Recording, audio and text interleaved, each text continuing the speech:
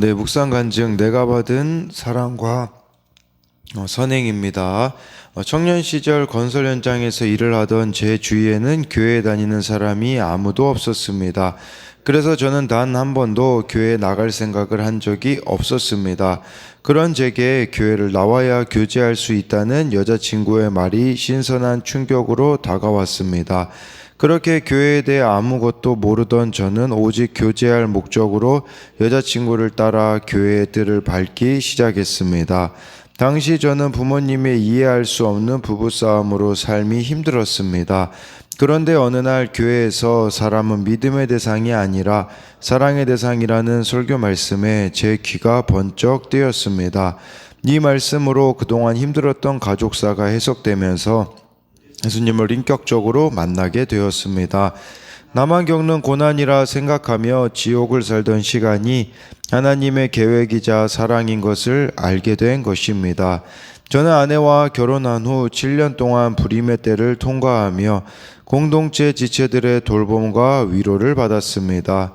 그러던 중 한 성도의 간증을 듣고 저의 드러내고 싶지 않던 낙태의 죄가 생각났습니다. 생명의 주관자 하나님이신 것을 모르고 내 마음대로 생명을 지운 살인자가 바로 저임을 알게 되었습니다. 그러자 내 죄 때문에 아내가 수고하고 있구나 깨달아져 저의 죄를 회개했습니다. 저의 이런 죄 고백에도 함께 울어주고 함께 아파해주는 공동체의 사랑으로 힘든 시기에 가정을 지킬 수 있었습니다. 그렇게 저의 죄를 회개한 후에 하나님이 저희 가정에 쌍둥이 딸을 허락해 주셨습니다. 이처럼 공동체는 내 뜻대로 삶을 주관하며 살던 저를 악한 양심으로부터 벗어나 참 마음과 온전한 믿음으로 하나님께 나아가자고 도와준 믿음의 형제들입니다. 이제는 저도 교회 소그룹 리더로서 예전에 저와 같이 힘든 시기를 보내고 있는 지체들을 위해 기도하며 사랑과 선행으로 위로하는 자의 사명을 감당할 수 있기를 소망합니다. 적용하기입니다. 교회 온라인 기도에 참여해 아픈 지체들의 기도 제목을 보고 소리내어 기도하겠습니다. 한 달에 한 번 힘든 상황에 있는 지체들의 집을 신방하겠습니다. 네, 여기 이렇게 묵상 간증에서 보듯이 정말 이렇게 아내와 결혼 후 7년 동안 불임의 때를 통과했는데 그 가운데 이제 낙태의 죄가 생각이 나고 그것을 회개하자 하나님이 또 쌍둥이 딸 허락해 주시고 또 가정을 지킬 수 있게 해주셨다라고 하잖아요. 정말 이렇게 회개에 이를 수 있도록 옆에서 도와준 공동체가 있었다라는 그런 묵상 간증이라고 할 수 있습니다. 오늘 말씀 제목은 이 시대에 대한 말씀과 공동체, 이 시대에 대한 말씀과 공동체라고 잡은 것은요. 23절에 하나님이 약속하신 하나님은 미쁘시기 때문에 저와 여러분들이 정말 이 하나님의 약속인 말씀을 붙잡는 거, 그리고 24절에 서로 돌아보아 사랑과 선행으로 격려하라는 이 말씀 때문에 말씀과 공동체가 시대의 대안이자 우리가 정말 이렇게 믿음을 지킬 수 있는 길임을 말해주는 그런 내용이라고 할 수 있습니다. 19절 20절을 보면요, 그러므로 형제들아 우리가 예수의 피를 힘입어 성소에 들어갈 담력을 얻었나니 그 길은 우리를 위하여 휘장 가운데로 열어놓으신 새로운 살 길이요 휘장은 곧 그의 육체니라 라고 말씀해주고 있어요. 우리가 이제는 예수님의 이 보혈의 피, 나를 위해 십자가에 죽으신 이 보혈의 피를 힘입어 성소에, 여기서 말하는 성소는 지성소입니다. 지성소까지 나아갈 수 있는 담력을 얻었대요. 지성소는요 원래 대제사장만 1년에 한 번밖에 들어갈 수가 없는 곳이었거든요. 그것은 두려운 곳이었습니다. 왜냐하면 1년에 한 번 대제사장이 모든 이스라엘 백성들의 죄를 짊어지고 들어가야 되는 그런 곳이었기 때문에 얼마나 두려운 곳이었었겠습니까? 그러나 이젠 저와 여러분들이 이런 특권을 얻은 거예요. 원래는 대제사장만 1년에 한 번 들어갔던 그곳을 이제는 예수 그리스도의 보혈로 인하여서 우리는 하나님 앞에 그렇게 날마다 나아갈 수 있는 특권을 얻었다라는 것이죠. 근데 문제는 무엇입니까?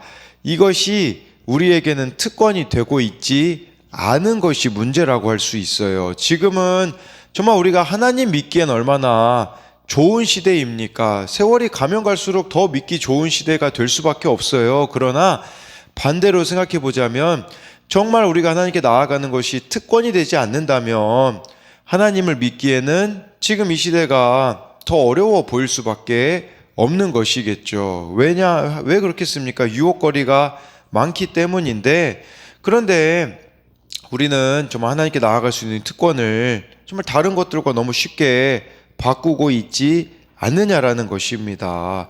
그래서 20절에 그 길은 휘장 가운데 열어놓으신 새로운 살 길이라고 했는데, 원래 성소와 지성소 사이에 그 휘장이 있었거든요. 그런데 그 휘장이 어떻게 됩니까? 예수님이 십자가에서 죽으실 때 휘장이 잘라지게 되어지죠. 이 휘장이 그럼 왜 그렇겠습니까? 이제는 정말 예수님을 통하여서 살 길이 열렸다라고 말씀해주고 있는 것이에요. 하나님께 나아갈 수 있는 새로운 살 길이 열렸다라는 의미도 될 수 있겠지만 우리들에게는 어떤 의미가 있겠습니까? 예수 그리스도를 만나면 다 죽을 길들이었는데 이제는 정말 우리가 새로운 살 길이 열리게 되어진다라는 것을 말씀해 주는 것이 아니겠습니까? 그래서 이것에 대한 적용은요, 하나님께 나아가는 길이 되신 예수님을 따르며 물리치고 넘어서야 할 나의 두려움은 무엇입니까?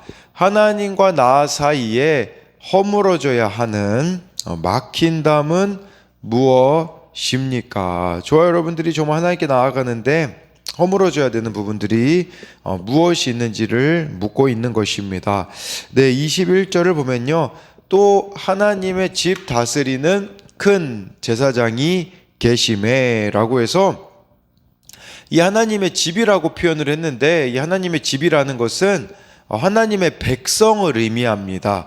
이 하나님의 백성을 다스리는 큰 제사장, 대제사장이 계신다라고 말씀해 주고 있는데, 이 큰 제사장, 대제사장이 누굽니까? 바로 예수님이라는 것이에요. 예수님이 대제사장처럼 믿는 자들을 돕고 중보 사역을 하고 있다라는 의미예요. 그렇기 때문에 예수님의 이 사역으로 인해 우리들은 연약함에도 불구하고 담대히 하나님께 나아갈 수 있다라는 것을 볼 수 있고요. 또 하나님의 집 다스리는 큰 제사장이라고 하기 때문에 이런 측면도 생각해 봐야 되는 거죠. 저와 여러분들이 진짜 예수님의 다스림을 받고 있는가?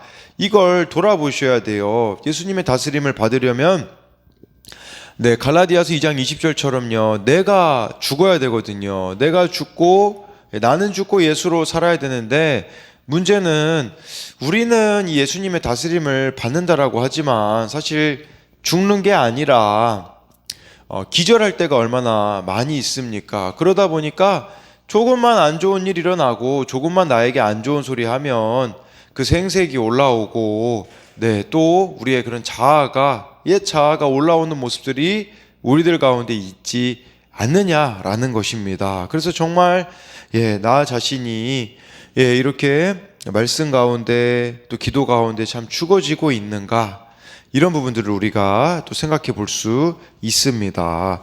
22절에요. 우리가 마음의 뿌림을 받아 악한 양심으로부터 벗어나고 몸은 맑은 물로 씻음을 받았으니 참 마음과 온전한 믿음으로 하나님께 나아가자라고 말씀해 주고 있어요.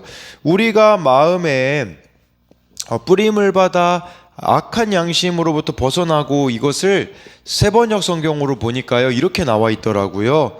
우리는 마음에다 예수의 피를 뿌려서 죄책감에서 벗어나고 라고 나와 있어요. 마음에다가 예수님의 보혈을 뿌려야 된대요. 그래야지만 죄책감에서부터 벗어날 수가 있다라는 것이겠죠. 그러니까 이 죄의 문제에 예수님의 십자가 보혈을 우리가 뿌리지 않으면요, 우리는 이 죄책감에서 벗어날 수 없음을 알아야 한다라는 것입니다. 예, 그리고 몸은 또 맑은 물로 씻음을 받았고, 그렇다면 이제는 우리에게 필요한 것은 참 마음과 온전한 믿음으로 하나님께 나아가는 겁니다. 그렇다면 질문이 있는 거죠. 어떤 질문이 있냐면, 하나님께 나아가는 거, 이것이 왜 특권이며 하나님께 나아간다라는 것은 어떤 의미가 있겠습니까?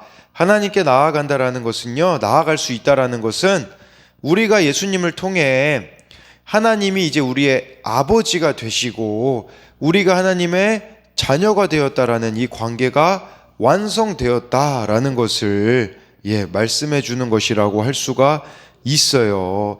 그리고 또 우리가 하나님께 나아갈 수 있다라는 것은 전적인 은혜라는 걸 아셔야 돼요. 이 전적인 은혜라는 것은 뭐냐면 우리가 한 게 없어요. 아무것도. 정말 하나님께 나아가는데 한 게 아무것도 없어요. 예수님이 모든 것들을 속죄와 정결함의 길을 십자가로 완성하셨기 때문에 우리가 행위로 내세울 수 있는 것이 아무것도 없다라는 것이에요.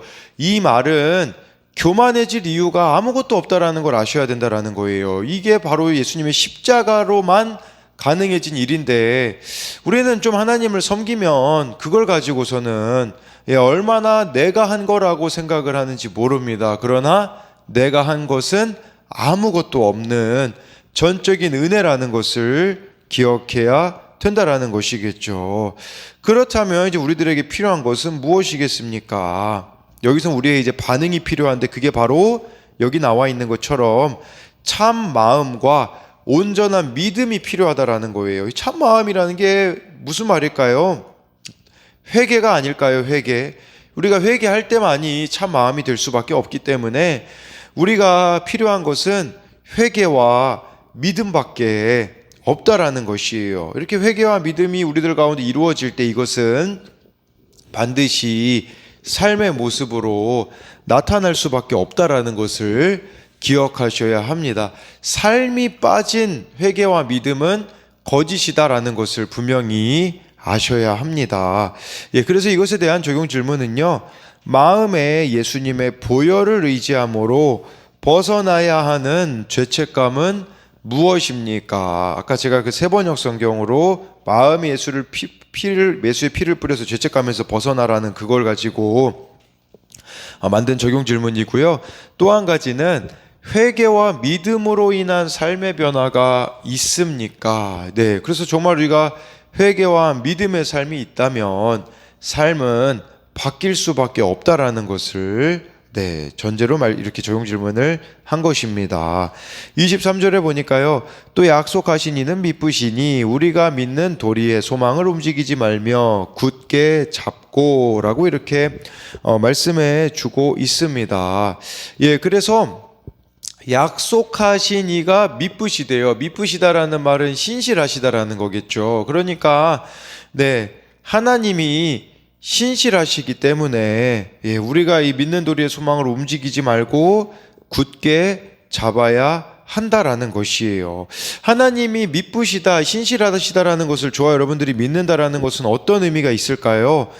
이건 구속사를 믿는 것이라고 할 수 있어요. 무슨 말이냐면, 좋은 일이든 내가 생각하기에 좋은 일이든 좋지 않은 일이든 하나님이 나에게 가장 합당한 거, 좋은 것을 주셨다라는 것을 믿는 믿음이 있어야 한다라는 것을 전제로 깔고 있는 것이라고 볼 수가 있겠죠. 그리고 약속하신 이는 미쁘시니, 약속하신 이가 미쁘시다라는 것은 우리에게는 무슨 의미가 있겠습니까?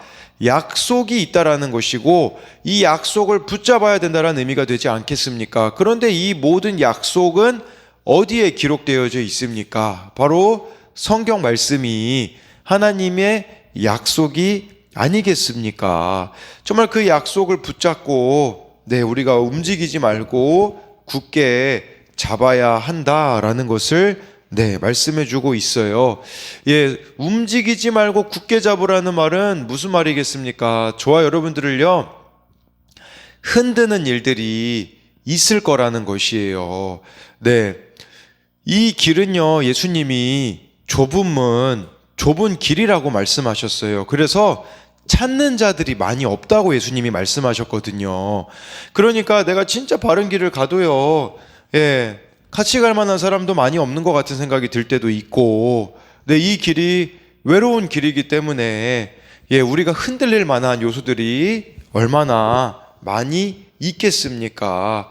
그렇기 때문에 정말 이 하나님의 약속과 신실하심을 저와 여러분들이 믿어야 한다라는 것을 말씀해 주고 있는 것입니다. 그래서 이것에 대한 적용 질문은, 나의 구원을 흔드는 요소들은 무엇이 있습니까? 어떤 고난과 유혹입니까? 우리가 고난에도 흔들릴 수 있고요, 유혹에도 흔들릴 수 있는 것을 말씀드리는 거죠. 구속사적으로 바라보아야 하는 사건은 무엇입니까? 구속사적으로 바라본다라는 것은 어떤 것이라고 할지라도 구원의 관점으로, 세상의 관점이 아니라 구원의 관점으로 바라보아야 되는 사건과 또 사람은 누가 있는가도 우리가 생각해 볼 수 있습니다. 마지막으로 24절, 25절을 보면요, 서로 돌아보아 사랑과 선행을 격려하며 모이기를 패하는 어떤 사람들의 습관과 같이 하지 말고 오직 권하여 그날이 가까움을 볼수록 더욱 그리하자라고 말씀해 주고 있어요. 24절에요, 서로 돌아보아 사랑과 선행을 격려하라고 해주고 있어요. 이것은 공동체 사람들이 서로를 돌아보아야 된다라는 것인데, 메시지 성경에는 24절을 이렇게 번역했더라고요. 창의적으로 사랑을 권하고 도움의 손길을 펼치십시오. 창의적으로 사랑을 권하라. 이제 이거를 서로 돌아보아 사랑, 이걸 그렇게 번역을 했더라고요.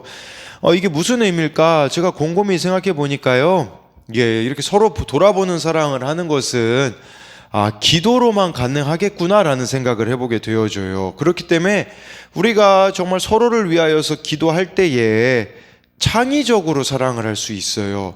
이 창의적으로 사랑을 할 수 있다라는 것은 그 사람의 입장에, 그 사람의 눈높이까지 내려가서 감동을 주는 사랑을 할 수가 있는 거죠. 그러나 기도하지 않으면 우리에게는 이런 창의적인 사랑이라는 것은 결코 나올 수가 없다라는 것을 기억해야 돼요. 또 선행을 격려하며, 여기서 말하는 선행은요, 원어적인 의미로 우리가 그냥 선행이라고 하면 단순히 인간적인 착한 일이라고 생각하잖아요. 근데 그게 아니라 언약 백성에게 기대하는 하나님의 뜻을 반영한 삶이에요.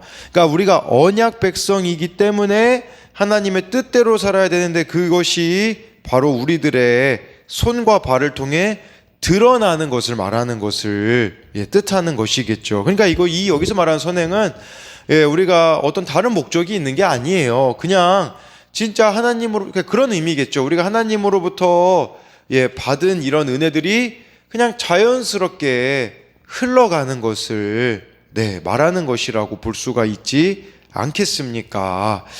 그러면서 25절에 모이기를 패하는 어떤 사람이 습관과 같이 하지 말래요. 이 당시에 사람들이요, 안 모이는 사람들이 있었대요. 공동체를 소홀히 했던 사람이 있다라는 뜻이겠죠. 왜 그 당시엔 공동체를 소홀히 했겠습니까? 사실 모이는 것 자체가 고난이었거든요. 모이게 되어지면 불이익을 당하게 되어지는 것들도 있고 여러 가지 이유들이 있지 않았겠습니까? 그걸 알면서도 이 히브리서 기자는 모이라고 했어요. 이것은 여기서 우리가 이 모임이 바로 교회 모임이라고, 공동체라고 할 수가 있거든요. 그렇게 핍박이 있던 시절에도 모이기에 힘쓰라고 했는데, 하물며 지금 우리는 왜 못 모이느냐라는 것이겠죠.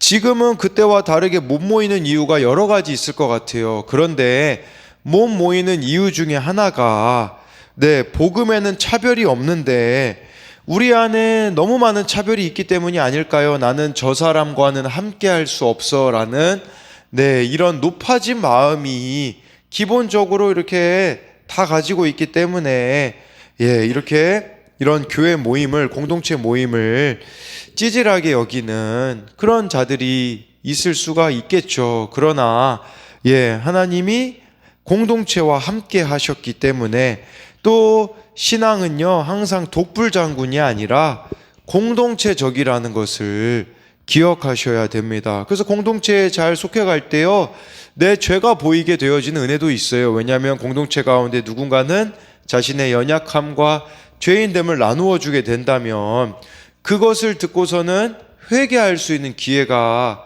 될 수도 있겠죠. 또 그리고 이 공동체가 정말 서로 사랑할 때에 세상의 유혹에 넘어가지 않는 그런 일들이 있을 수 있다라는 것이겠죠. 그래서 이것에 대한 적용 질문으로는요, 교회 공동체 예배와 소그룹 모임에 참여하는 것을 귀찮아하진 않습니까? 만약 그렇다면 이유는 무엇입니까? 내가 함께 모이기를 권해야 할 사람은 누구입니까? 정말 이 그리스도인들이, 그 당시 그리스도인들이 매주 모일 때마다 감격이지 않았겠습니까? 지난 한 주간 이렇게 믿음으로 살았습니다 라고 모였을 때 얼마나 그 시너지가 있었겠습니까? 그렇기 때문에 오늘 말씀처럼 저와 여러분들에게 흔들리지 않으려면 정말 매일 큐티 하셔야 됩니다. 말씀이 있어야 되고요. 또한 공동체에 모이기에 힘씀으로써 정말 주님 오실 날이 가까이 온 것과 같은 이 시대 가운데 믿음을 더욱 굳건히 하는 저와 여러분들이 되기를 소망합니다.